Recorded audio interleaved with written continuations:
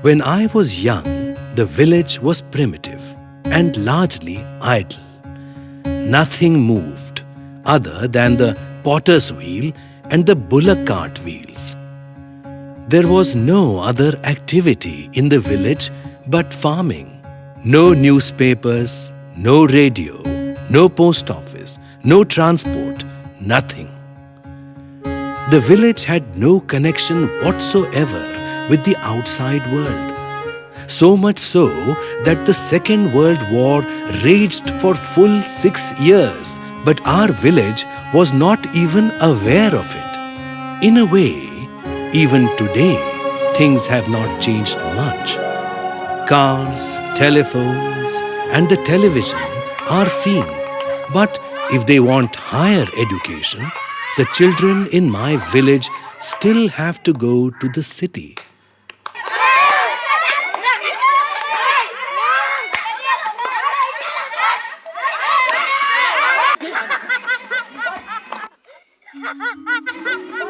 In 1944, I was 10 years old. My father wanted his sons to study and grow up to become government officials. He sent me and my brother Sri Ram to Hivra to pursue middle school. We left the village in 1944, as it proved forever. We came back, but only during the holidays. The town of Hivra was 25 kilometers away from Ooty. In those days, a very long distance. Well. That was almost 65 years ago. A lot of things have happened. A lot of water has flown under the bridge. Now I'm in America. I have come back to visit this place, to see the changes and reflect on my life, how things have changed.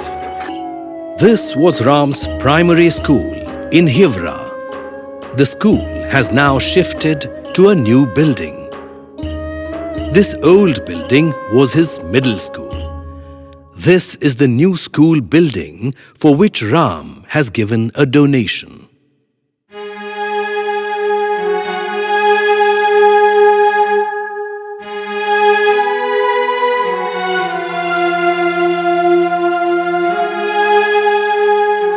This is the old house where I was born and where my mother died at the age of 34.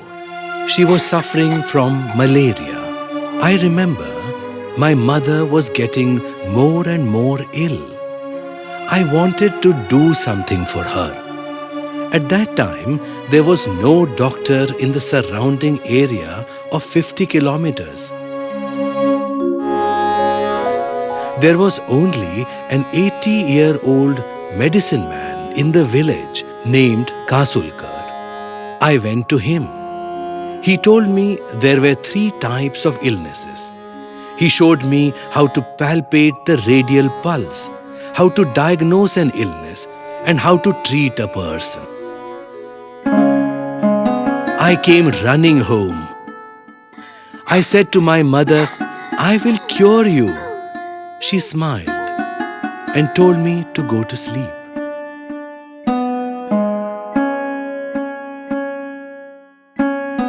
I woke up to sounds of people wailing loudly.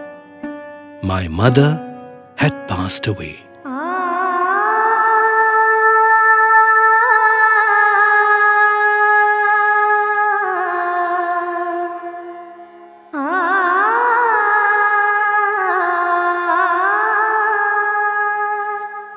I was mad at her, mad at the world, and mad at God.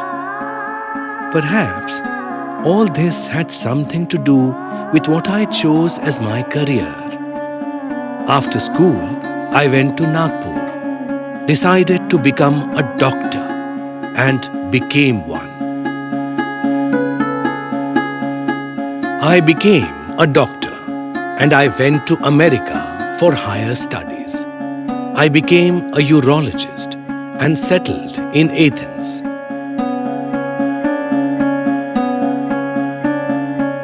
In 1984, Atmaram got associated with the college in Umarkhed, India, now known as the Gopika Bai Sitaram Gawande College. For the last 25 years, he has patronized this college. He has provided for everything, from books to buildings, from computer labs to tennis courts. Atmaram's wife, Sushila, and both their children, Atul and Sumita, have lent a helping hand in this venture, along with scores of Ram's friends, as well as Rotary International. In fact, in 1990, Ram adopted this college as his third child. This was in year 1990. My children had gone to college and graduated, and this was like an empty nest syndrome for us.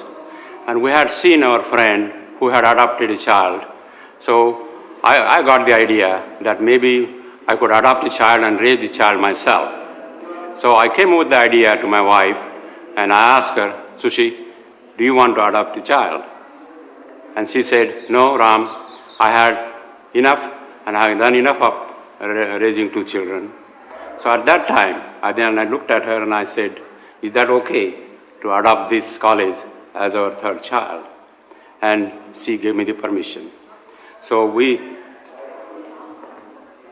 are pleased and excited to announce that we have decided to adopt this college as our third child.